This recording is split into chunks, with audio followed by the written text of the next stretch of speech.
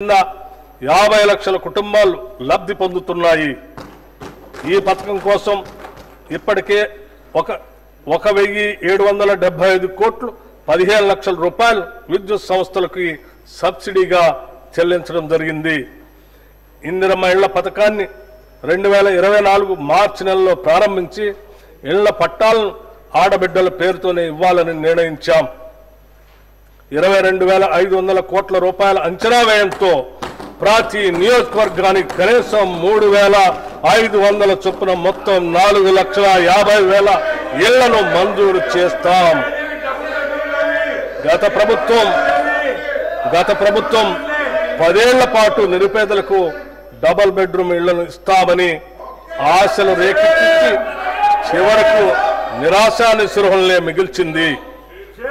అసంపూర్తిగా నిలిచిపోయిన గృహాల్లో 34,545 నిర్మాణాలకు 305 కోట్ల 3 లక్షల రూపాయల నిధులు కేటాయించి వాటిని అందుబాటులోకి తెస్తున్నాము. అంతేకాకుండా ఔటర్ రింగ్ రోడ్డును ఆనుకొని హైదరాబాద్ నగరం నలువైపులా శాటిలైట్ టౌన్షిప్లు ఏర్పాటు చేసి అల్పాదాయ మరియు మధ్య తరగతి వర్గాలకు అందుబాటులో ఉండే విధంగా గృహ సముదాయాలను నిర్మించే ప్రణాళిక రూపొందిస్తున్నాం. రాష్ట్రంలోని నిరుపేదలకు ఆరోగ్య భద్రత కల్పించే ధ్యేయంతో రూపొందిన రాజీవ్ ఆరోగ్యశ్రీ పథకాన్ని చేతిలో భాగంగా అమలు చేస్తున్నాం. ఈ పథకం కింద ఉచిత వైద్య పరిమితిని 5 లక్షల రూపాయల నుండి 10 లక్షల రూపాయల వరకు పెంచడం వల్ల దారిద్ర్య రేఖకు దిగువనున్న 90.10 లక్షల కుటుంబాలకి లబ్ధి చేకూరింది. వైద్య వ్యయ పరిమితిని పెంచడంతో పాటు ఆరోగ్యశ్రీ పరిధిలోకి వచ్చే 1,375 వైద్య చికిత్సల ధరలను కూడా 20% పెంచాం. అదనంగా 163 రకాల చికిత్సలను ఆరోగ్యశ్రీ పరిధిలోకి తీసుకురావడంతో 1,835 వైద్యపరమైన వివిధ ప్యాకేజీలు పేద ప్రజలకు అందుబాటులోకి వచ్చాయి. పెరుగుతున్న వ్యవసాయ పెట్టుబడి కోసం రైతులు అప్పులు చేయక తప్పనిసరి పరిస్థితి ఏర్పడింది. గతంలో చేసిన అప్పు తీరితేనే రాబోయే పంట కాలానికి కావలసిన పెట్టుబడికి రుణం దొరుకుతుంది. మన రైతన్నలకు ఇచ్చిన మాటకు కట్టుబడి మా ప్రభుత్వం వారిని రుణవిముక్తులు చేసింది. వారికి 2 లక్షల లోపు రుణాలను మాఫీ చేసింది. ఇప్పటి వరకు 25.35 లక్షల మంది రైతులకు 20,616 కోట్ల 89 లక్షల రూపాయలు రుణమాఫీ చేశాం.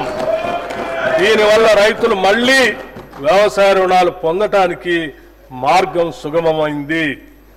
ఈ భారీ రుణమాఫీతో తెలంగాణ రాష్ట్రంలోని రైతుల ఆర్థిక మరియు సామాజిక స్థితిగతులు మెరుగుపరిచేందుకు బాటలు వేశాం.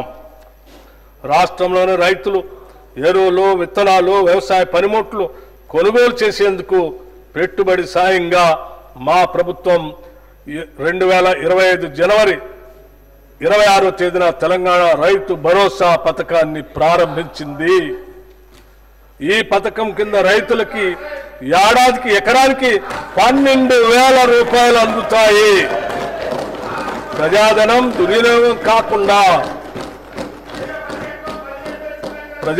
దుర్వినియోగం కాకుండా అవకతవకలకు అడ్డుకట్ట వేసి సాగుకి యోగ్యమైన భూములన్నింటికీ రైతు భరోసా అందిస్తున్నాం. క్షేత్రస్థాయిలో సర్వే చేసి గ్రామ సభల్లో ధృవీకరించి సాగుకి యోగ్యం కాని భూమిని గుర్తించడం ద్వారా ఈ వృధాన్ని అరికట్టాము. రైతు భరోసా పథకానికి 18,000 కోట్ల రూపాయలు ఈ బడ్జెట్లో ప్రతిపాదిస్తున్నాము. భూమి లేని వ్యవసాయ కూలీలు ఉపాధి దొరకని రోజుల్లో పస్తులుండే దీనస్థితి నుండి వారిని కాపాడేందుకు ఇందిరమ్మ ఆత్మీయ భరోసా పథకాన్ని అమలు పరుస్తామని ఎన్నికల్లో చేసిన వాగ్దానానికి అనుగుణంగా సంవత్సరానికి ప్రతి వ్యవసాయ కూలీ కుటుంబానికి 12,000 రూపాయలు చెల్లించే బృహత్తర పథకాన్ని అమలు చేస్తున్నాం. రాష్ట్ర రైతుల నుండి కొనుగోలు చేసే సన్న ధాన్యానికి ప్రతి క్వింటాలకు 500 రూపాయల చొప్పున అదనపు ప్రోత్సాహాన్ని చెల్లిస్తున్నాం. దీనివల్ల రాష్ట్రంలో సన్న రకాల వరి సాగు గణనీయంగా పెరిగింది. గత ఖరీఫ్తో పోల్చినప్పుడు సన్న వడ్ల సాగు 25 లక్షల ఎకరాల నుండి 40 లక్షల ఎకరాలకు పెరిగింది. మా ప్రభుత్వం ఇస్తున్న బోనస్ మరియు ప్రతి చివర వడ్ల గింజ కూడా కొంటామని మేము చేసిన వాగ్దానమే దీనికి ప్రత్యక్ష కారణం. ఫలితంగా రైతులకు చక్కని గిట్టుబాటు ధర లభిస్తున్నది. ఖరీఫ్ సీజన్లో సన్న వడ్లు పండించిన రైతులకి 1206 కోట్ల 44 లక్షల కోట్ల రూపాయల బోనస్ చెల్లించడం జరిగింది.